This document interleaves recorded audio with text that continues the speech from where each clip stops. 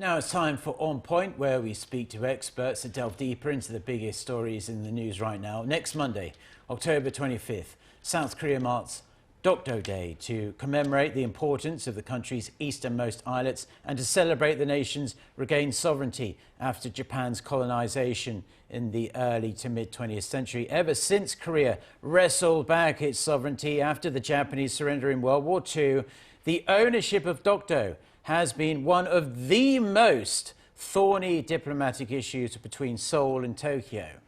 Right. Despite a mountain of historical evidence that shows Dokdo is Korean territory, Japan still to this day insists the islets belong to Japan and teaches this falsehood to the next generation in Japanese schools. Now, for more on the issue of Dokdo and its ongoing impact on South Korea-Japan relations, we are joined by Hyun Dae-song, a research fellow at the Korea Maritime Institute. Now, good morning. Yeah, good morning. Nice to be here. Thank you. Mr. Hyun, for our international viewers who might not be up to speed on Dokdo, briefly tell us more about Dokdo itself and also walk us through the most compelling historical evidence that shows Dokdo has always been part of Korea's territory. Yes, Dokdo is the easternmost point of Korean territory located in the East Sea. It is located 87 kilometers southeast of Ulleungdo of Korea and 158 kilometers northwest of Oki Islands of Japan. It takes about 1.5 hours from Ulleungdo by ferryboat. The total area of Dokdo is about 20 hectares. In terms of area, its size is less than a 17th of Central Park in Manhattan, New York City. Actually, it is a tiny island, but besides its economic value, Dokdo has a very big meaning to the Korean people. It is regarded as a symbol of Korean independence and the sovereignty of Korea. There are many historical documents and maps showing that Dokdo has always been part of Korea's territory, especially a 세종실록 지리지, geography section of the Annals of King Sejong, published in 1454, describes Dokdo very precisely.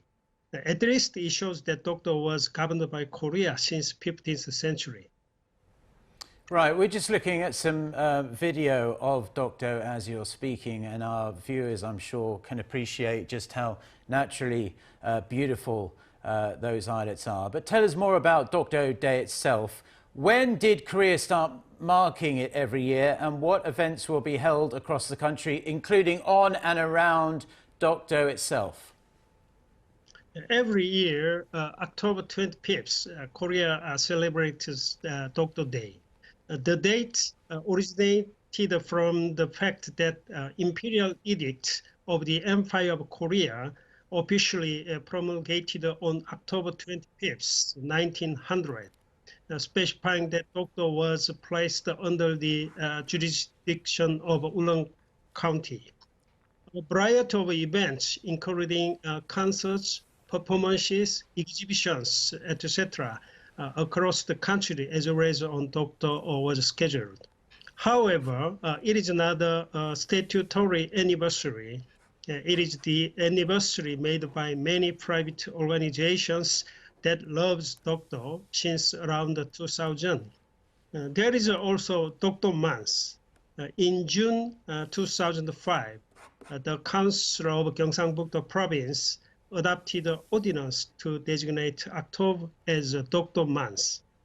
This designation was made to counteract the ordinance adopted by the Shimane Prefectural Assembly of Japan on March 2005 to designate February 22nd as Takeshima Day. And finally, Dokdo is one of the numerous issues that continues to drive a diplomatic wedge between the South Korean and Japanese governments. Do you foresee a time when Tokyo drops the issue, accepts the historical evidence, and admits it was wrong? I hope Japanese government to accept the historical evidence and admit its arguments are wrong. But unfortunately, I don't see Tokyo drops the territorial claim by itself. But looking backward, twice in the history, Japanese government officially dropped the territorial claim of Dokdo. In 1696, the Japanese government banned the Japanese from going to Ulleungdo and Dokdo. And decisively in 1877, Dajokkan, the supreme organ of the Japanese government during the early Meiji period, confirmed that Ulleungdo and Dokdo were Korean territories and ordered the Ministry of Home Affairs to bear it in mind. But since 20th century, Japanese government seems obsessed with the territory. Well, Mr. Hyun, we appreciate you coming on and telling us more and our international viewers about Dokdo and Dokdo Day and its significance. And we hopefully can speak to you again soon. Thank you. Thank you. That was Hyun Dae-song, Research Fellow at the Korea Maritime Institute.